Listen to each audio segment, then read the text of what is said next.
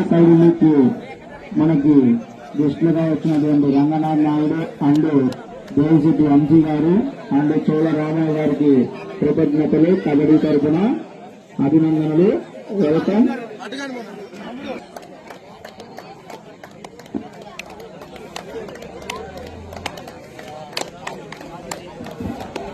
ధన్యవాదాలు.